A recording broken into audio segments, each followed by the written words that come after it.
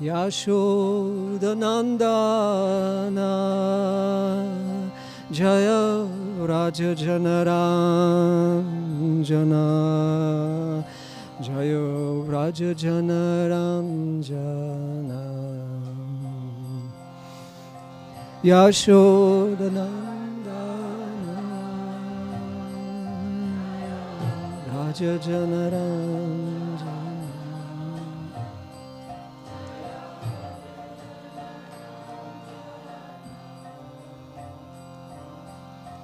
Yashodanandana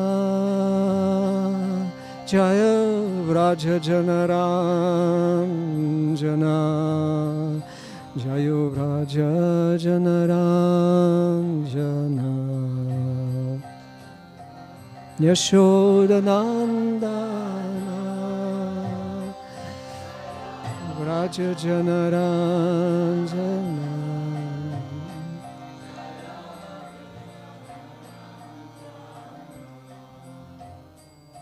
Jaya Yamunatiravanachari Jaya Kunja Bihari Jaya Yamunatiravanachari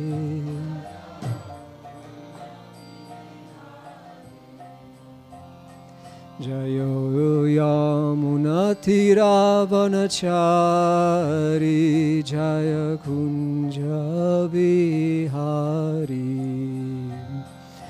Jaya Yamunatiravanachari Jaya Kunja Bihari Jaya Radha Madhava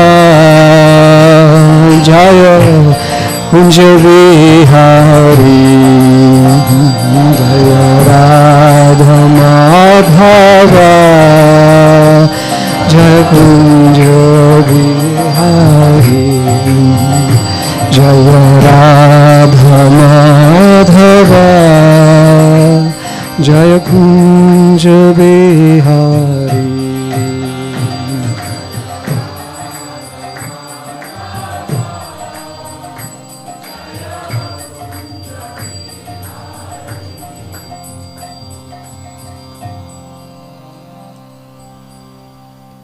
Jai Om Vishnupad Paramahamsa Parivrajacharya Ashtatarshataji Śrīmad-Bhāgavatam Bhaktivedanta Swami Śrīla Prabhupada Ki Jai Grantaraj Śrīmad-Bhāgavatam Ki Jai Ananta Koti Vaishnava Vrinda Ki Jai. All glories to the assembled devotees, all glories to the assembled devotees, all glories to the assembled devotees, all glories to Shri Guru Gauranga.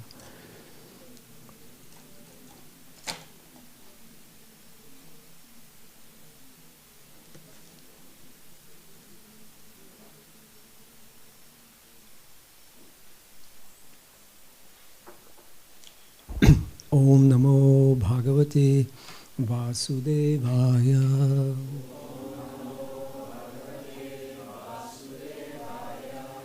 Om Namo Bhagavate Vasudevaya.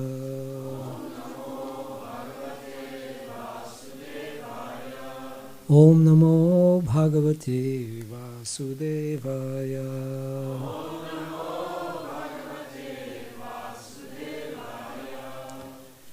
Narayanam namaskritya naram cheva narottamam devim sarasvatim vyasam tato jayamudhirayet. We're reading from Śrīmad-Bhāgavatam, 4th canto, chapter 9, text 35.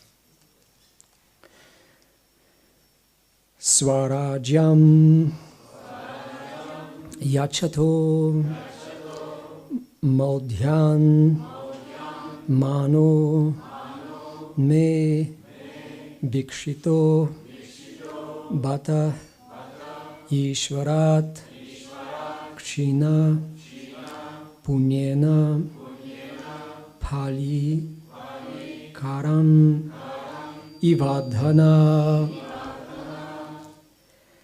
Swarajyam yachato Maudhyan Mano me bhikshito bata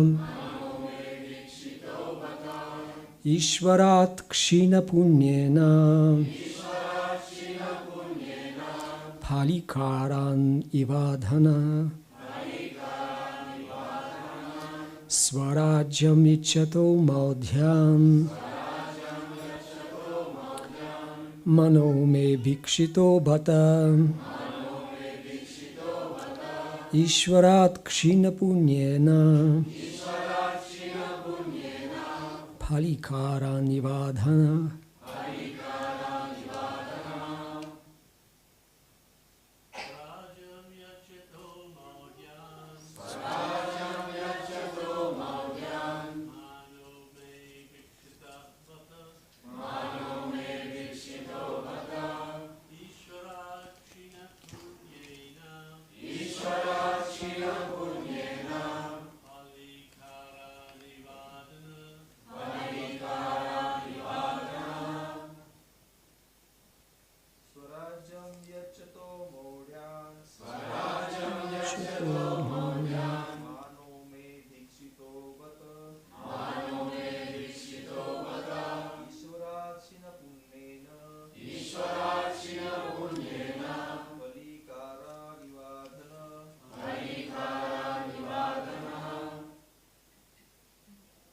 Ladies.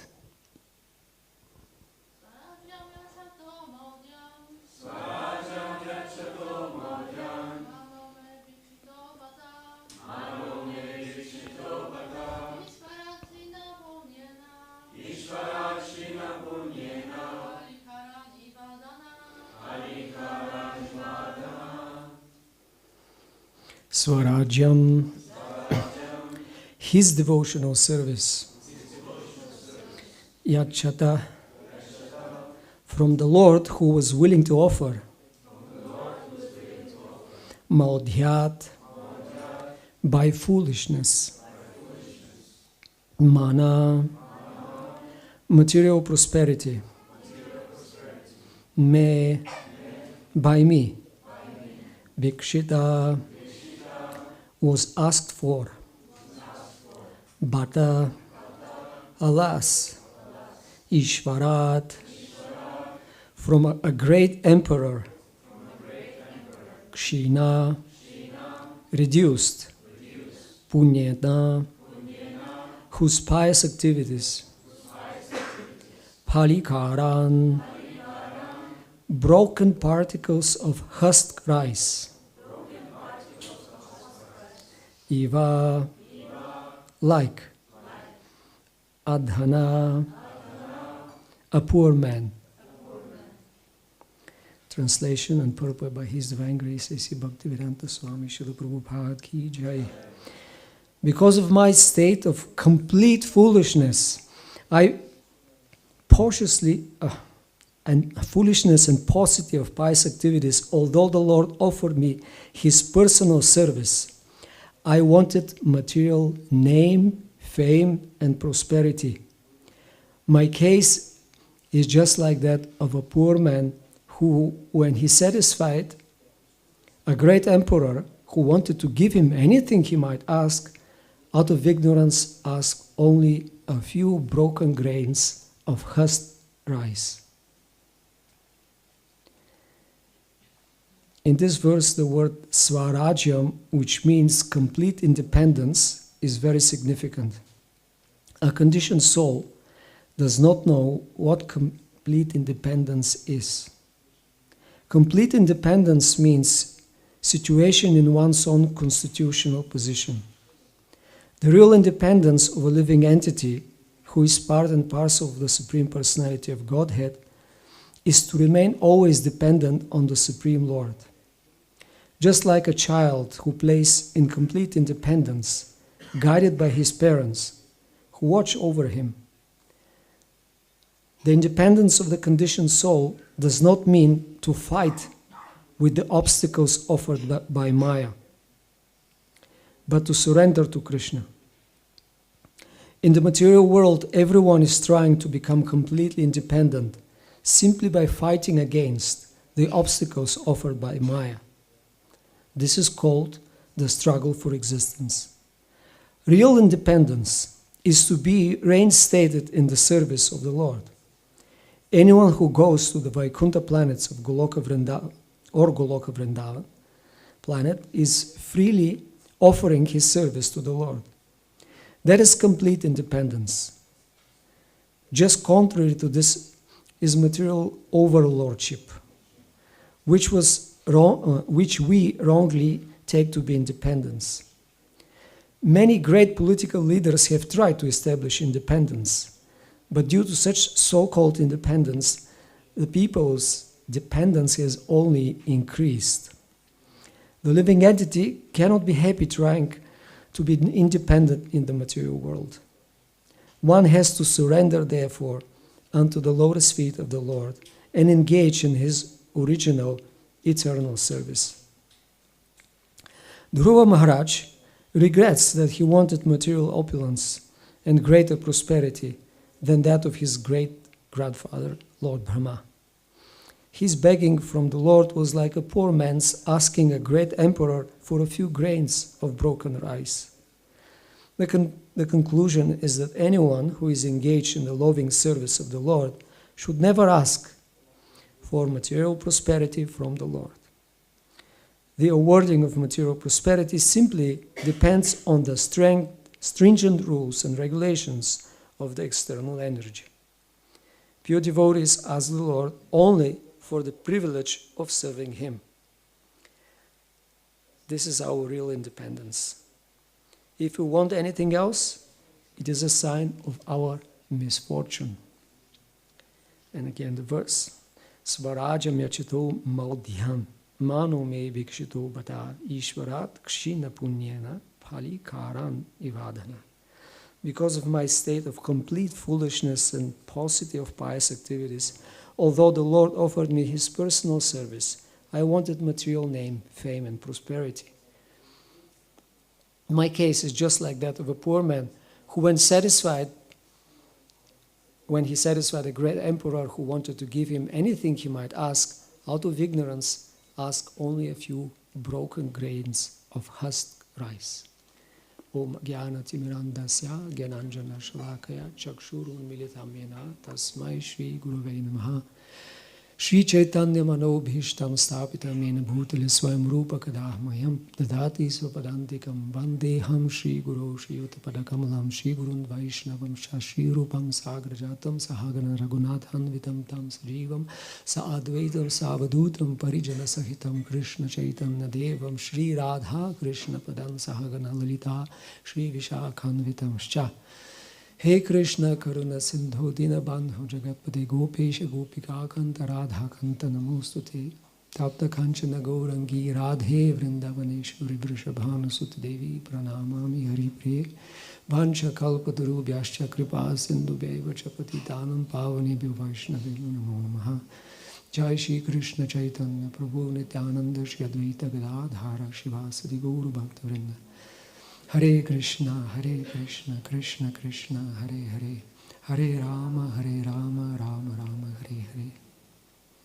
Thank you very much. Srila Prabhupada ki jai.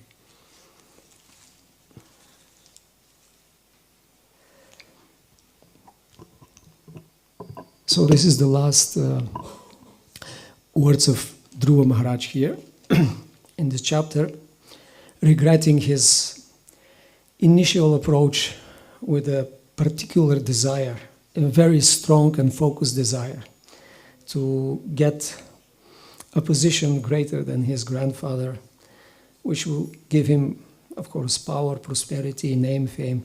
And now after he actually received the mercy of the Lord and his darshan, he realized his mistake, so he's regretting and giving wonderful instruction also by this nice comparison,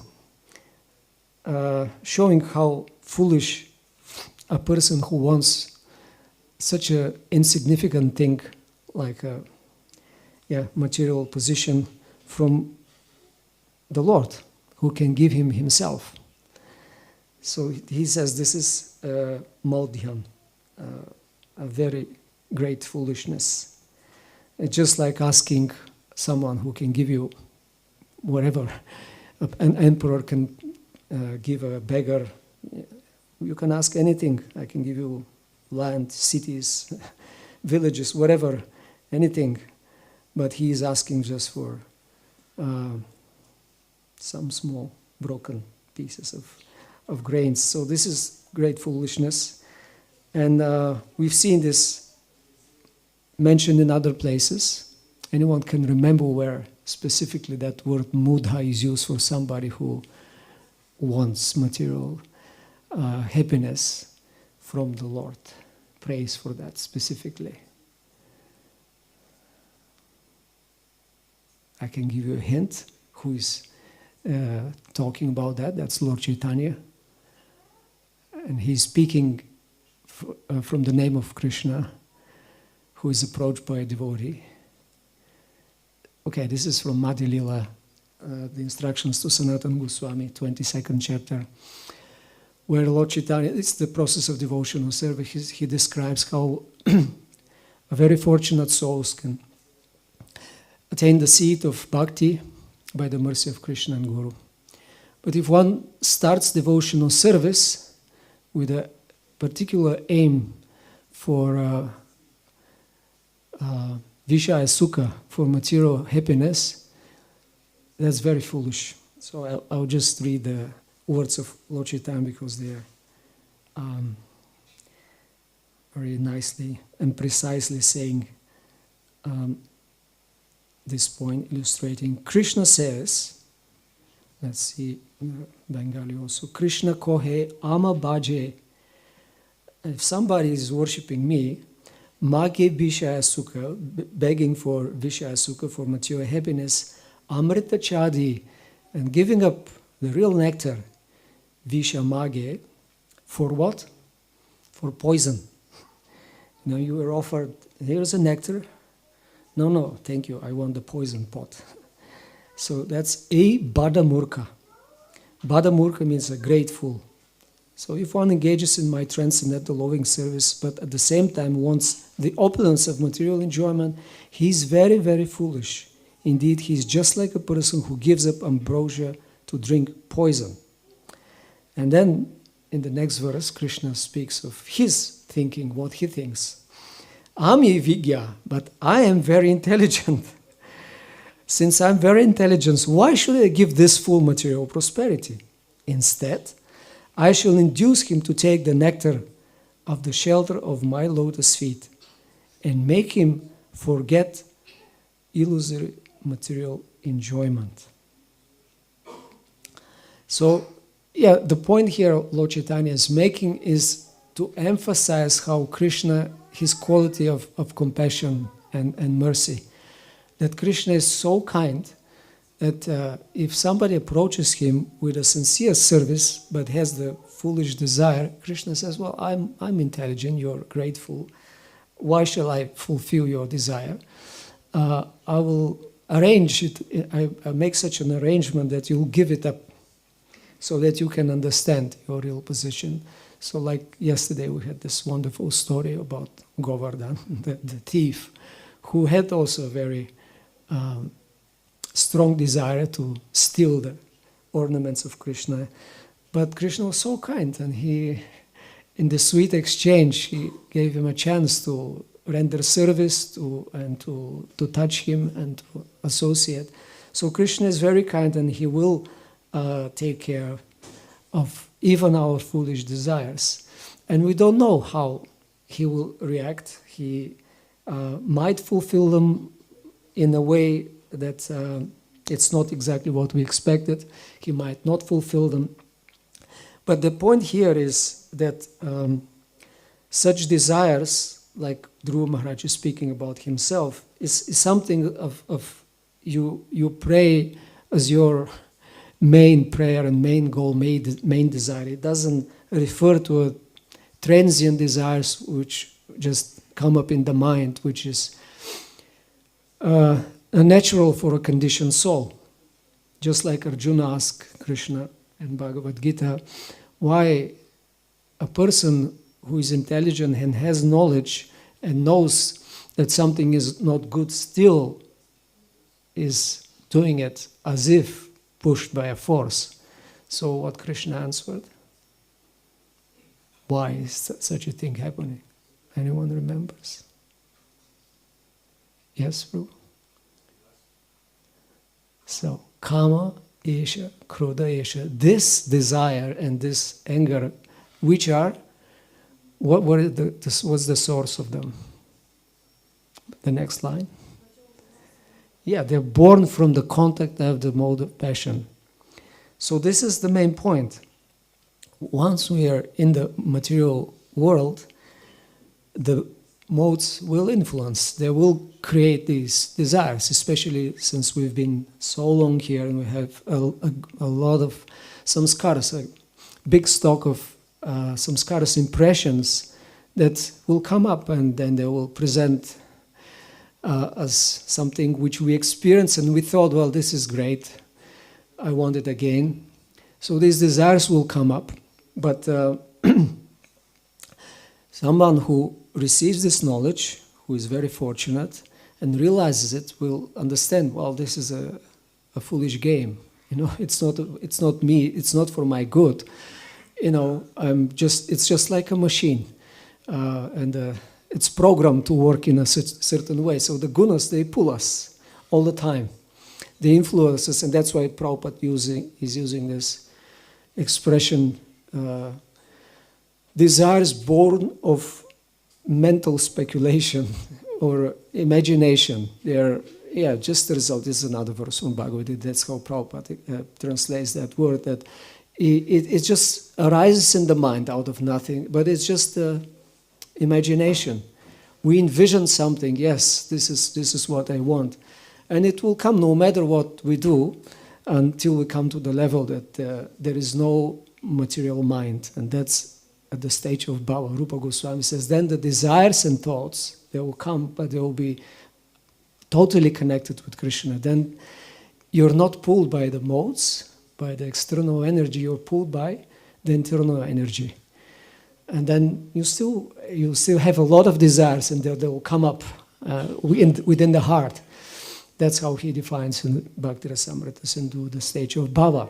But then your feeling, willing, and thinking, they are not at all connected with the material modes. But before that, in all the way through our practice, bhajana kriya, and the stage of clearing of anarthas, all the unnecessary things, contamination in the heart, and even when we have been steady, that's the stage of liberation, still there will be some anarthas, still will be some subtle desires. So here Dhruva Maharaj, of course, speaks about very obvious material desire to have a position of a king and enjoy a lot of material senses.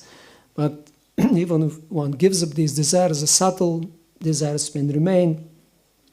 Just like Raghunath Das Goswami says in Manak Shiksha, this wonderful prayers to the mind, where he uses a similar comparison with the which Lord Chaitanya gives the nectar and the poison. So he says, even when I conquer the 6 enemies, who are the 6 enemies? Anyone remembers? Usually when you say it's the 6 enemies. Yes. So lust, anger, pride, illusion, and what is it? Envy, and the other is greed and pride, which comes, the mada sometimes is called pride or just madness. So these 6 enemies, they are accompanying the soul in the conditioned state. So he says, even when I conquer them, who are in the verse first, he says they are like robbers. They just bind me with ropes, and even if I somehow become freed from them, and they are lying around without any power, and then I might think, oh, I'm free, right? I'm not anymore pulled by lust and anger and envy and greed and illusion and pride. But then, he says, there are other, even more formidable enemies. And he says And he gives another comparison, very illustrative, that the desire for pratishta, desire to be someone special, to have a special position, to receive honor, and etc. Yes. So pratishta, Prabhupada says, name, fame, and profit, adoration, and distinction. And this is one of the major upashakas, the weeds, Lord Chaitanya explains, that they can suffocate. So he says, Raghunath Das Goswami, that pratishta is like I'm trying to remember which was whom, because next comes the kapata, which means hypocrisy. So pratishta and hypocrisy go together. So one of them, I think pratishta was the Ramani, the prostitute, who is offering something on the plate, and that something is it's a cooked dog. You can imagine. So that's what she's offering, accompanied by her illicit lover, the hypocrisy, kapata.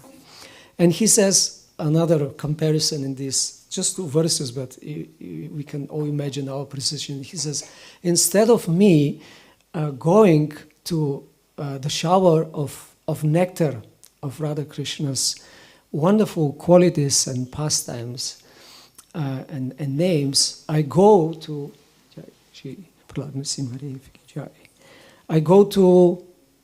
take bath where? In the dribbling acid urine of a donkey. That's the other comparison of pratishta. It's a donkey. So you get a shower of the donkey's urine, if you desire that. Just like Srila Bhaktisiddhanta Saraswati Thakur also says, pratishta sukharera vishta. Sukhara means the pig, and vishta is the excrements. So those who desire this fame and honor, desire, which is worse than the hog's stool. So it's a formidable entity, it's very subtle. And Raghunath Das Goswami says these two are so abominable that you can't recognize them. I can't recognize them, he says.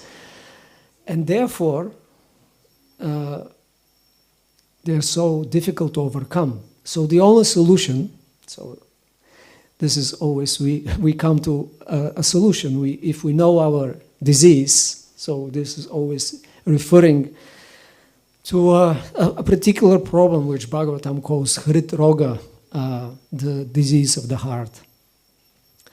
And that disease needs a cure, a special cure. So Raghunath Das Goswami specifically says for these subtle desires that the only way is to call for help.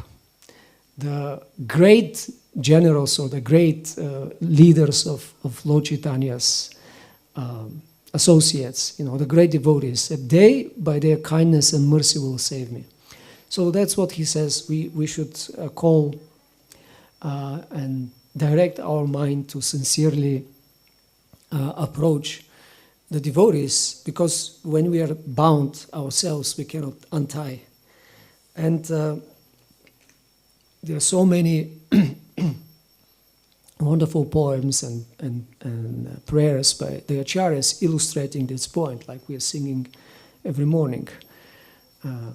Gurvashtakam by Vishwanath Chakravarti Thakur and Shri Guru Vandana Banarutam Das Thakur, Haha Prabhu Korodoya, Deho More Padachar. Please give me the shelter. That's the illustration which Prabhupada gives here in the purport to this verse. We have to take shelter to actually become free from these desires, and then we'll be very happy. And I found the example here extremely exact and to the point. What means independence by being dependent on Krishna's protection? Because how do we understand this? How can I be independent by being dependent. So the example is the child. The child is just playing around freely, completely independent, but there's somebody who is watching and taking care and is protecting, and the child is carefree, right? Very happy, playing and running around, and that's independent. The parent gives, yes, you can. But the child is always, feel secure because knows, okay, my parent will protect me. So that's also what Lord Chaitanya explains in this section of verses, which I mentioned in the conversation with Sanatan Goswami. He quotes from Ramayana where Lord Ramachandra says, if once even somebody says, Tavasmi, my Lord, I'm yours. If one sincerely prapana surrenders, he says, I'm yours. Please take me. Please do not reject me. Then Lord Ramachandra says, then my vow is, I will never abandon you. Even if once you sincerely say, I'm yours. Krishna says, I will never abandon you, and I will never give up protecting you. So this is Krishna's kindness. Even if we're foolish, if we surrender but say, well, I also I want besides you something else, and even then Krishna will not give us up. But still we should realize our position and be, even if we have the desires, like the second canto of Bhagavatam explains, Akama sarva kama va moksha. Even if you have desires for sense gratification, for liberation, you don't have desire, whoever you are, Tivrena Bhakti Yogana, with great force and determination, you have to practice bhakti. And that practice, Srila Prabhupada many times says in purports, that is possible only in the association of devotees. It's very natural because, again, if we analyze the mechanism of these desires, material desires, or any desires rising in the heart, it's by Sangha, by the association. So when you associate with the lower modes, then these desires are born. But Prabhupada says, actually in the same canto, I think in, just 2-3 chapters, at the end of the description of Dhruva Maharaj's story, where it's, the story ends by this wonderful description how comes a plane from Vaikuntha and he's taken along with his mother. And then there are a few verses which say that no one can go to this place of Vishnu Padam, of the abode of the Lord, unless one has certain qualities. And the first mention was to work for the benefit of others, to be compassionate. And then there is a special verse which says, Shanta Samadrishas Suddha, one should be peaceful and equal with equal vision to everyone and clean. And Sarva Bhutha Nuranjita should be, Prabhupada translated, know the art of pleasing all living entities. And then easily, Yanti Anjasa Chutta Achukta Priya Bandhava will attain the abode of Vishnu by keeping friendship with those who are priya to the Lord, or devotees. So this Prabhupada says in that purport that one cannot advance in Krishna consciousness without the association of devotees. And the art of pleasing others means we give them Krishna consciousness by feeding them as much as they want, Prabhupada says. We're giving them prasadam, giving them the holy name and association. And by that sangha, by that touch with the transcendental internal energy, our desires change. Our heart is transformed. It's all by association. So that means we have to be exposed to that association and regularly hear. And Prabhupada explains also in the purport to the last 2 verses of 14th chapter. Anyone remembers the 14th chapter of Bhagavad Gita deals with what? 14th chapter. The modes of material nature, and 26th verse, before the last verse, Krishna says, because Arjuna asked him, how one can be freed, right?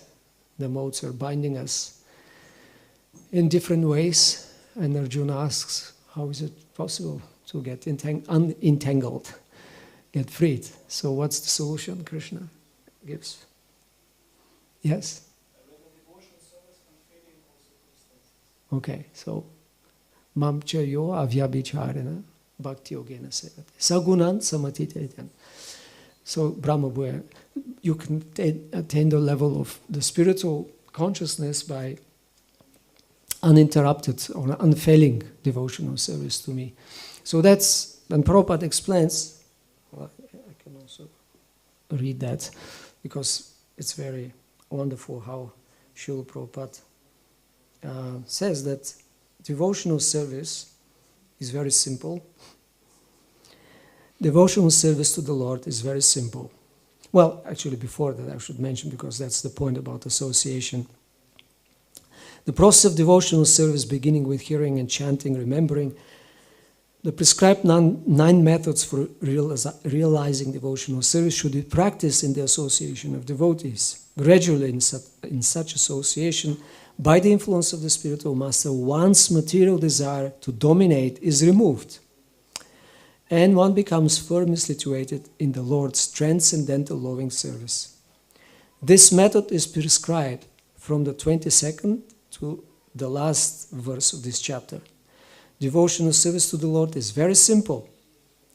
One should always engage in the service of the Lord, should eat remnants of foodstuffs offered to the deity, smell the flowers offered to the lotus feet of the Lord, see the places where the Lord has his transcendental pastimes, read of the different activities of the Lord, his reciprocation of love with his devotees, chant always the transcendental vibration, Hare Krishna, Krishna Krishna, Hare Hare, Hare Rama, Rama Rama, Hare Hare. And observe the fasting days, commemorating the appearances and disappearances of the Lord and his devotees. By following such a process, one becomes completely detached from all material activities. So, yes, this is the formula, and we have a wonderful chance to apply it, and it's really simple, but it's very difficult or impossible to apply it without the help of others, and this is the advice of all the acharyas and their example. And in so many places, another which comes to mind is, again, Prabhupada says the same thing, this advancement is possible only in association. That's in the advice of Lord Kapila Deva to his mother in the 25th chapter of 3rd canto. And if you remember how the chapter starts, it's a very, very famous verse, Satam Prasangam Mama Vira Samvido. It's in the saintly association by hearing of the glorious activities of the Lord, which is very pleasing to the heart, this hearing and discussions, samvida, discussions among devotees, then very quickly one becomes freed. Apavargavar. One becomes very quickly, and then bhakti ratir, what was it? Kramishati, yes. Shraddha ratir bhakti kramishati. So quickly 3 things come, Shraddha, firm conviction, rati, attraction, and bhakti, and Vishwanath Chakravarti Thakur says rati is bhava, and bhakti in this case refers to prema. So one quickly advances on the path of devotional service through this very simple thing, in saintly association to hear about Krishna. So Prabhupada says in that commentary that, again, this is possible in the association. But it's interesting why Kapila Deva speaks these verses about saintly association and who are devotees. He explains also their qualities. It's in answer to his mother's question. It's an interesting question she puts. She says, she says, I'm disgusted with my material desires. I'm fed up. I cannot anymore tolerate them. And I mean, this is, again, a very good example for us, because we may feel sometimes, well, will I ever overcome there's anarthas and material desires, and there is no hope, it seems. We might think like that, but we should remember where we started, in what time we're living, what kind of background we had. We are really like a children of Kali Yuga with basic, no qualities at all, good qualities. And at the same time, we have all kinds of bad qualities. And this is again and again, even our acharyas. Like I just read yesterday one verse from Vrindavan Mahimamrita by Prabodhananda Saraswati, and he says, my swadharma, my duties and any pious, any good activities I have given up. I'm far away, and I'm very fond of doing all kinds of material activities. And for this reason, all great persons, saintly persons, they avoid me, and even outcasts avoid me. And then he says, it's really, really strong words. He says, so will the very kind-hearted Vrindavana will reject me? He's like, that's my only hope. The shelter of Vrindavan, the shelter of devotees, and many prayers like that. Raghunath Das Goswami also says, great devotees, not great devotees, he says, great persons never reject those who approach them with humility and ask for shelter. He says, Munchaivam Nadrisham, he says, please don't, he's approaching Radha and Krishna with this argument. He says, even if great persons in this world, they don't reject those who surrender. What to speak of me, who I'm approaching you, who are the greatest of all. And please don't reject me, Munchaivam Naiva. Don't reject me, don't reject me. And Rupa Goswami, similarly, he, in one wonderful prayer to Śrīmati Radharani, he says, please do not reject me, and you cannot reject me because your heart, Navanitasi, Yatsada, it's like always, the nature of your heart is that it's always melted by the compassion and mercy you have. So devotees always pray, and Prabhupada says also in a purport to second canto, I forgot now the verse, where it's described that, again, the same similar point, one cannot advance unless one gets the dust of the lotus feet of devotees. And Prabhupada says, so that's what devotees do. They try to take shelter of the lotus feet of devotees. And that's why, he says, that's why they go to Vrindavan and they approach Śrīmati Radharani and pray. And they say, he says, please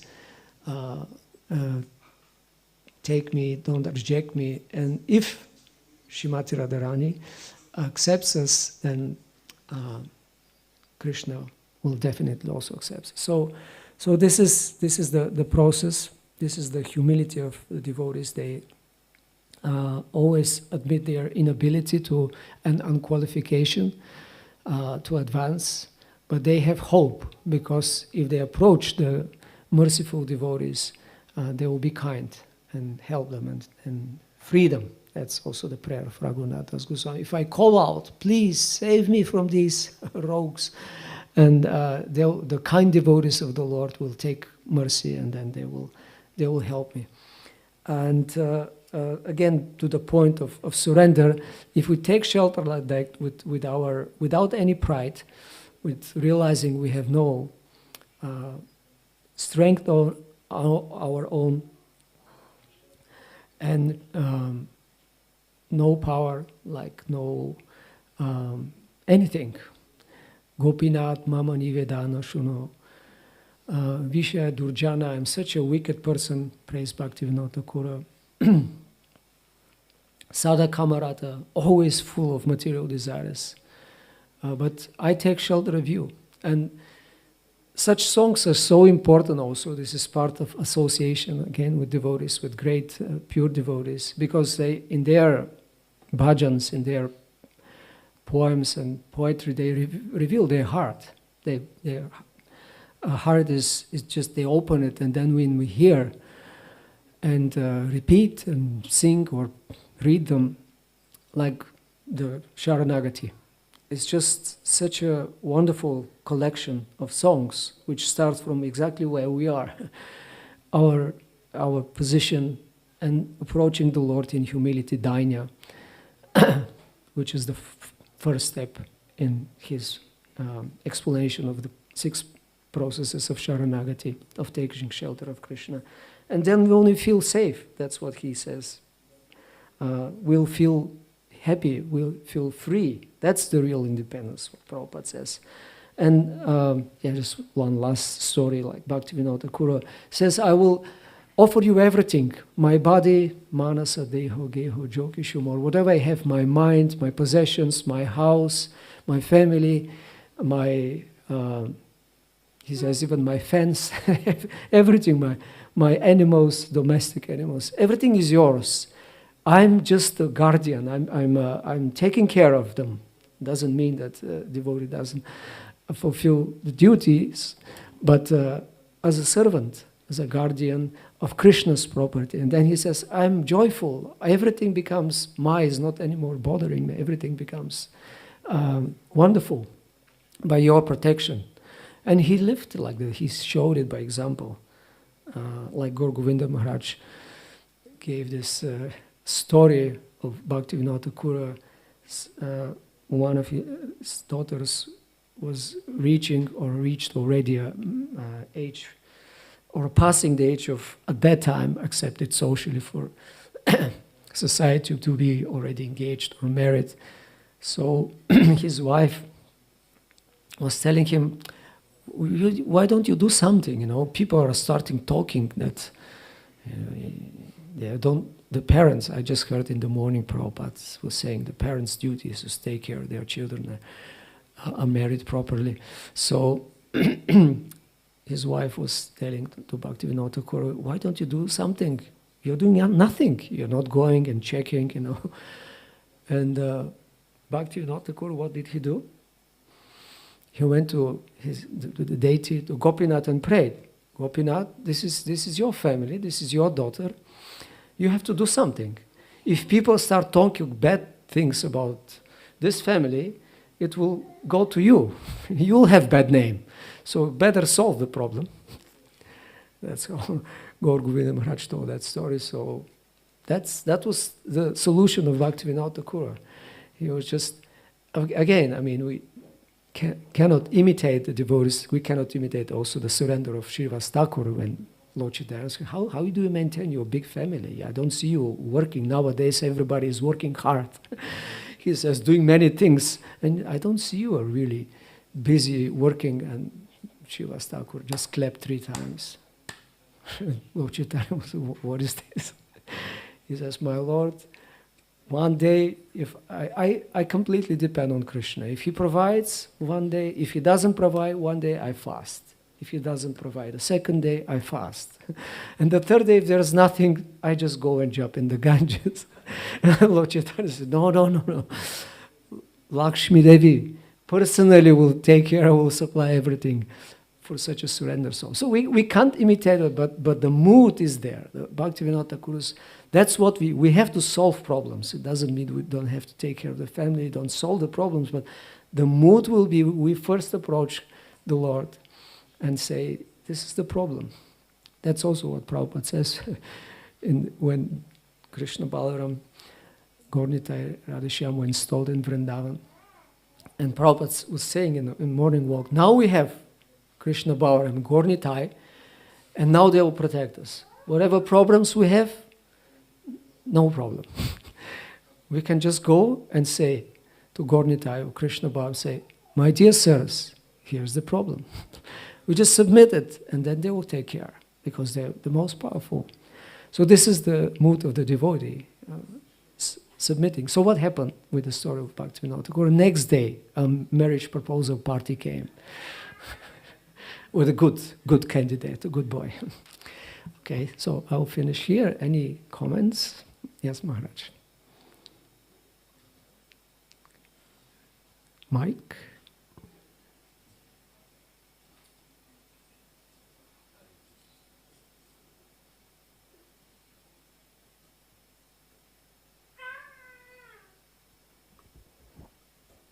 Krishna. Yes, it works. Thank you. Very nice meditation for us. I have a brief comment, and then I have a brief question, and then I have a devil's advocate question. Wow. The brief comment is to the verse, Swarajyam, means independent, but Prabhupada's word-for-word translation. His service. Devotional service. Yes, yes. So he kind of sums it up. What he elaborates in the purport, he puts also With there. word for word. Yeah, so this is often Prabhupada will do this. I think in another place in the Bhagavad Gita, he translates Rahasyam as devotional service. Rahasyam means secret, but okay, yeah.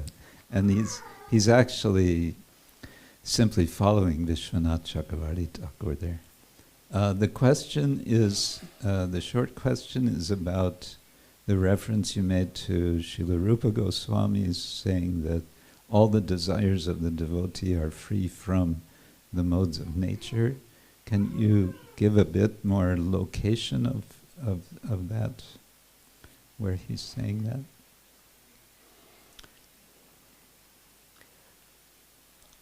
That's it, the description of, I think in the beginning when the description of Bhava Bhakti begins.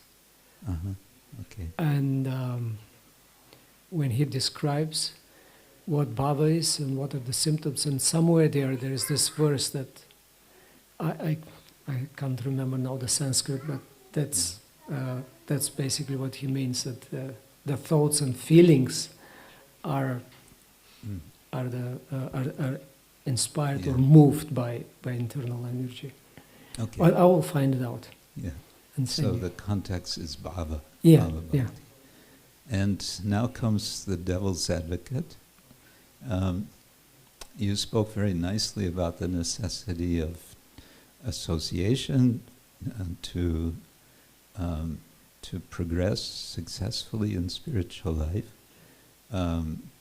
I think with the implication it has to be ongoing association. One might object that Dhruva Maharaj was all by himself, and you will say, no, he had the association of Narada. But Narada came, he said, chant this mantra, and then he left. And that was it. So someone might want to argue that he's a counter-example to what you're saying. Yeah, well, but the example is that I think still the answer will be that's the association, a very powerful association, which really made it possible for him to achieve such a wonderful result in so short time, such a short time. So we can't really say, well, he was alone, because he gave him specific instruction how to worship the deity and chant Om Namo Bhagavate Vasudevaya, and then we know in a few 6 months, or almost, yes, 6 months, that was the time. So basically that's nothing. I mean, that was in Satya Yuga, right? So that's for us here in a few days. I mean, again, we could say, but he was alone, but still, it was really very quickly after Narada Muni told him, just this, and then the Lord appeared. And that was it, he attained perfection. But then another example following this, we might say, and to balance the argument that with Bharat Maharaj, that he was alone and he got into trouble. And that he didn't achieve perfection in a few months. He was practicing for years, but he was alone. And of course there, if we read carefully the chapter and the purports, and there are different reasons given why he fell down. And one, of course, is that he became negligent, which is an offense by itself. distracted and negligent. If you become negligent to your practice, then you might be distracted and then gradually fall. Then there's also a reason explained that he committed offense in the past, unknown, but there's some aparada in the past, and that was the cause for his fall down. And one was that he was alone, without association. And I think that's a very powerful explanation, at least why it went in such a way that he couldn't realize what was happening. Because it was explained how he was, still continuing to practice and meditate, but then his mind was, where is the deer? And then gradually, it just replaced instead of, and he was so highly advanced. Already he was experiencing the symptoms of bhava. That's what's described in Bhagavatam. So definitely that's why the acharyas explained there must be some aparada, because from bhava you can fall only because of aparada. But if he was in association with others, that's why when he became a deer, he went and lived in nearby, near the sages, and he was just hearing, and he took the lesson. So that's one thing that comes to mind, that they say that if others were around, they would say, what are you doing, and help him. Of course, we can say, well, but the next life he also was Jada Bharata, he behaved like crazy, like that. But these are special cases, and I think the road laid out is very clear, basically, in when we see the Bhagavatam, the general instructions. That's why I say the question of Devahuti was, I cannot stand anymore these desires. Is it possible at all to get free? Because it seems, it's a similar question to the Kumaras. Is it possible to disentangle the senses from the sense object? They seem so perfectly made to match each other perfectly. And then they ask Brahma, the creator, who created the senses and sense objects, is it possible? And he was like, well, I don't know. It's a good question. It seems impossible, so they ask. The Hamsa Avatar appeared. And so it's 11 canto, very interesting discussion. But Kapiladev was very simple. He says, yes, we are bind, and it's because of association. And this is the only reason why. Because we associate, and we cannot unentangle. And the same desire, the same association, the same attachment, when we attach to the external objects, that keeps us bound. And he says the same attachment, when it's transferred to the devotees, that frees. Another, also, Rishabhadev says, Aho vimukte dvaram, the door for freedom, for liberation opens when only one associates with great devotees. So everybody is saying this is the way. But how to do it, then there are details, and again in the third canto, we see that in a later chapter, Lord Kapiladev explains that there are different expressions depending on the practitioners of bhakti. Bhakti may come out in a certain way. So he says those who are still under the modes, not doing devotional service above the modes, they are under the modes, they will express a particular way of behavior. And then he says, so this is the way how it will come when you are in the mode of ignorance. So what's envy, anger, hatred, violence, these things will come from a devotee who is practicing bhakti. If you are under the mode of material ignorance, material modes of ignorance. So, and Bhinadrik, you have a separate vision, you will not see equally others. You will not see the soul, and you'll see, these are my friends, these are my enemies. I like you, I hate you, like that. And then Rajaguna, strong desire to enjoy.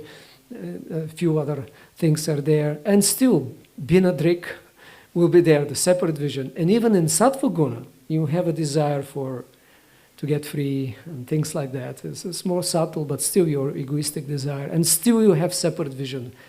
And Prabhupada in this case explains that separate vision means separate desire from Krishna. Again, the same thing, independently you desire something. So having some desires which are for material things, but the main point is we shouldn't be independent. If we submit them, say, this is it, my Lord, I am yours, and I'm not independent, but I want to be dependent on you. So please, it's your problem. You take care. And this is the mood. But my point was, in terms of association, Vishwanath Chakravarti Thakur explains that if we see somebody exhibiting strongly these lower quotes, gunas, modes of qualities of the influenced by the modes, then you should be take a distance. So you're advised to take association which is beneficial and uplifting. So if obviously somebody is envious and angry and hateful and etc., you better take a distance, and but still respect. And Rupa Goswami, I think, gives a very nice summary of how we should associate with different devotees. If somebody just chants Krishna and then in the mind manasadriyata, you offer respect in the mind. Those who are established, receive diksha and then do nice devotional service, pranadi, you have to offer us obeisances. And those who are advanced in worship of the Lord and their hearts are free from the desire to criticize, nindari shunya, they don't criticize us. So these are the great devotees. Then we should try to associate with them, try to hear from them, and serve them. So this is the different types of association we should look for. And there are other places also. In 11th canto, the Madhyamadikari also specifically chooses the association in a particular way. And again, avoids those who are upeksha, those who are, what was the word? Envious, dvishat?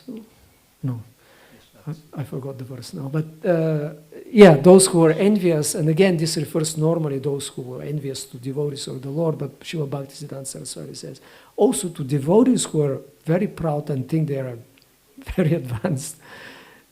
Those who think they are Mahabhagavata, but they don't have qualities, one should also be upeksha, should avoid that type of association.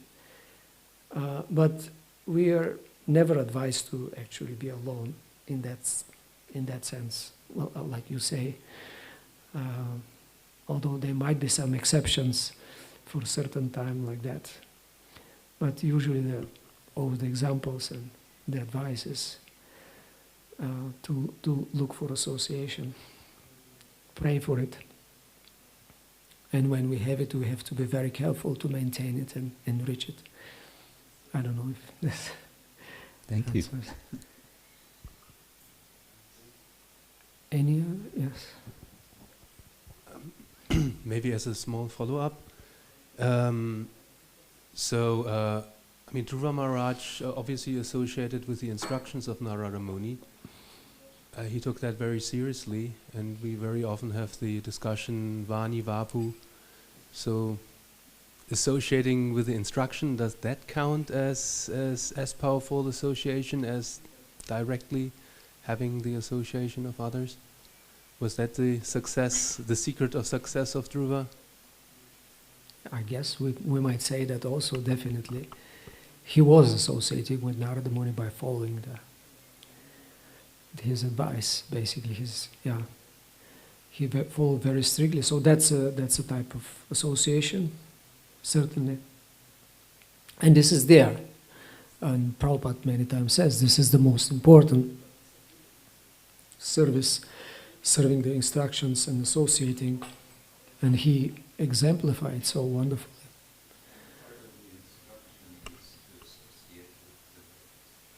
Right. So I was just going to say how Prabhupada exemplified by saying, I'm never separated from my Guru Maharaj, because I always think of him and of his instructions, so I'm always with him.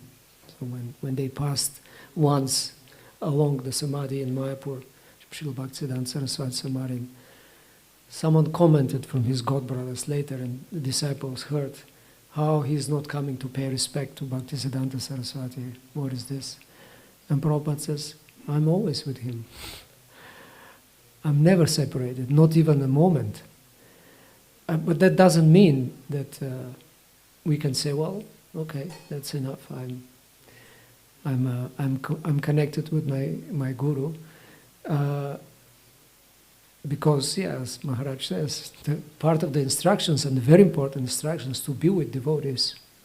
And that's why I quoted many times Prabhupada says, one cannot advance. Even in one place I think he says, if one thinks that one can advance, that's madness alone. So that's there also. And it just refers to not specifically Vani and Vapu, it refers to environment. Because in the environment of devotees, especially devotees who are sincerely serving Krishna, and that's the energy. And if we say, well, I'm connected only through instructions, if we are placed in another type of environment, in another energy, then there is a danger. I mean, that's the negative side of instructions. The positive is you always associate, but the negatives is, which again comes in that chapter of Mahaprabhu, the instructions on devotional service. What was it? Prefer to be in a cage with a tiger or a lion instead of being with a materialist. So that's the point. Even if you are, or impersonalist, Mahaprabhu says, even if you are very advanced, if you hear their bhashya, their commentaries, you fall down by association. So we cannot have this as excuse, well, I'm connected, I'm remembering instructions. If we're very powerful, very advanced, and already liberated, we might not get influence, or we'll transfer the environment ourselves. And that's what Prabhupada says. I mean, that's the power of a pure devotee, and that he was encouraging devotees and empowering them, telling them, when they say, well, go and open a center, well, Prabhupada, we're alone, we'll struggle, there are no devotees, isn't that dangerous? You make devotees, you make association. Okay. So that's taking a risk on the behalf of the instruction, and then there is more protection, but still we have to be careful to not expose to the environment, especially through hearing, and having a close connection, intimate connection with those who have very strong desires opposite to Krishna. Then we can catch up with this. It's just, that's how it works. Any other? Yes?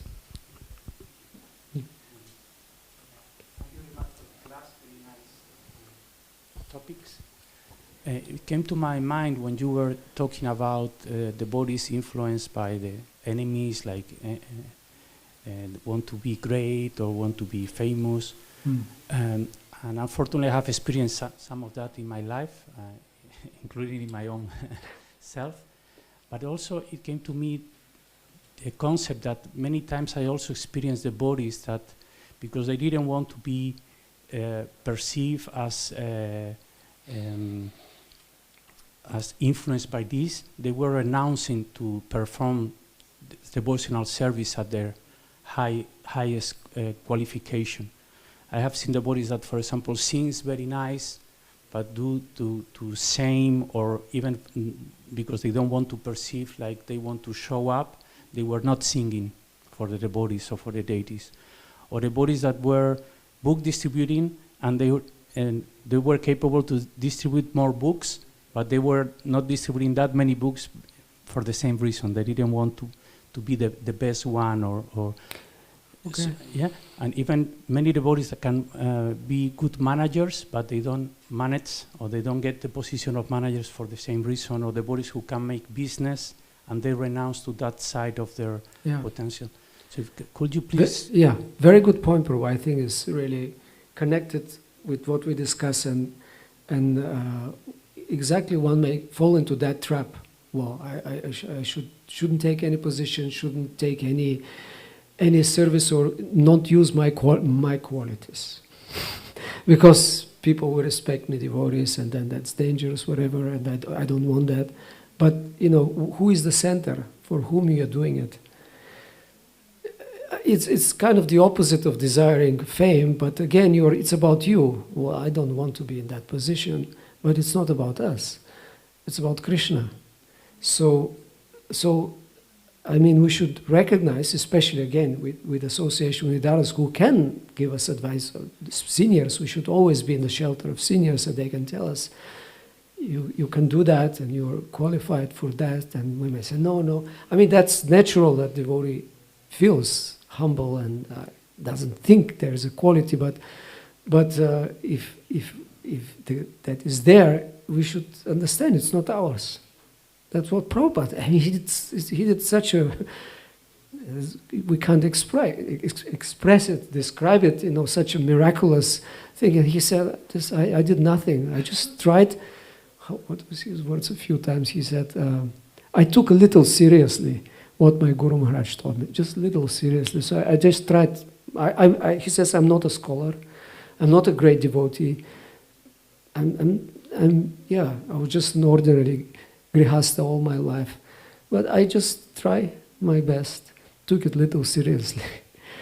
And that's the result. It's only my Guru Maharaj's mercy. And so this is the mood. No, in that sense, no shyness. Prabhupada is very bold in that sense. Even he says, I'm proud, but not, he said, I'm proud for my superiors, my Guru Maharaj and the Parampara, because they're great. And I'm proud because they're so great. This is the justified type of pride and desire, and etc. So we shouldn't think like that and think, well, this is my quality or my disqualification, I cannot do it. And as you say, if we are capable of doing business, that's what Prabhupada says, do it for Krishna. You're capable of managing, do it for Krishna. If you can sing, sing for Krishna. But for Krishna, for His pleasure, and know that this talent and ability is coming from Him. It's just not yours. He's using you, and then you're very happy. And you can be proud of that. Yes, I'm very happy and proud that Krishna is using me. It's not my thing. And then you're safe. But the point is, we always offer it to Krishna at the feet of Guru and Gauranga. And then that's not, and then we can receive, honor and everything else, but we won't be touched because we're not looking for it. That's the point. We shouldn't be looking for it. And if we put Krishna in the center, His pleasure, then we can do anything, even something which we are not qualified. We'll still do it because of desire to please Krishna. That's the driving force. The other is something wrong, some false ego. It's just the opposite. False ego could be I'm really great, or I'm nobody and I can't do anything. It's the same. It's just the opposite side of the coin. Also false ego. Real ego is I'm Krishna's. Whatever He wants, I do.